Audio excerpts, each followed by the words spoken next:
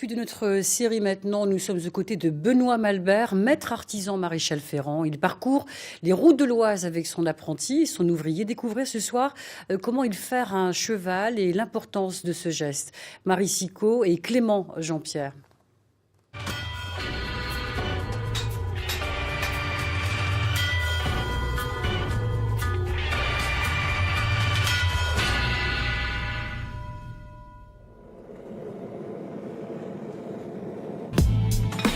Il y a un terme qui dit pas de pied, pas de cheval, donc on n'est pas des poseurs de fer. C'est l'observation qui amène à la réflexion du travail derrière à amener.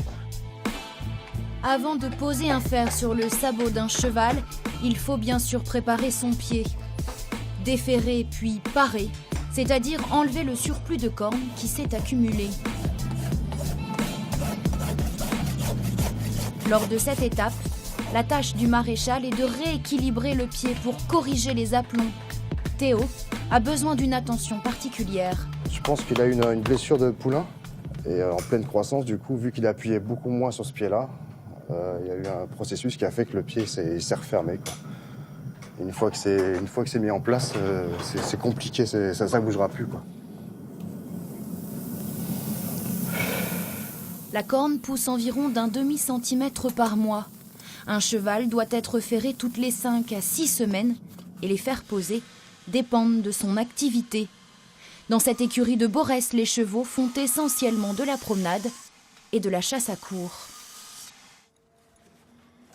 On part sur des fers assez épais, assez robustes, parce qu'ils font pas mal de routes. Ça, c'est un nouveau clou qui existe depuis une bonne année. Donc ce sont des clous, on va dire, plus ou moins quelconques, mais qui sont vernis de cuivre. Voilà, donc l'avantage du cuivre, c'est d'une, ça rouille pas. Et puis c'est antibactérien. Donc si jamais par malheur il y a un clou qui part dans une mauvaise direction, dans la partie vivante du pied, dans la chair, enfin ça évite derrière des complications de type infection. Enfin, dernière étape. Antoine est en train de river. Donc, c'est-à-dire qu'il est en train de fabriquer des rivets. Donc, on coupe les clous qui ressortent, ça permet de serrer. C'est comme des lacets, si vous voulez. Donc c'est quand même une étape assez importante.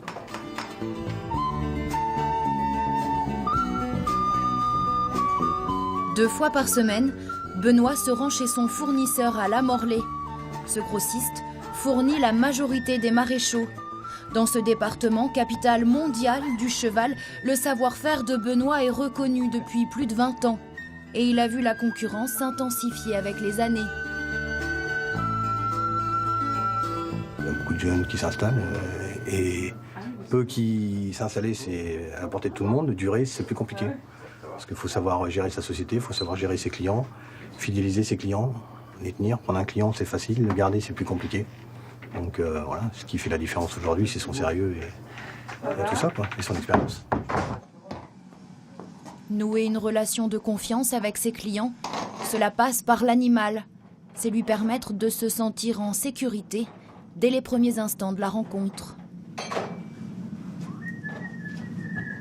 La première chose, c'est de se sentir déjà au mieux, pas de stress, être le plus détendu possible, parce que le cheval est un animal qui ressent la moindre petit stress, donc il faut commencer par là, déjà le mettre en condition, le rassurer, une petite caresse, il faut s'adapter par rapport au cheval tout simplement.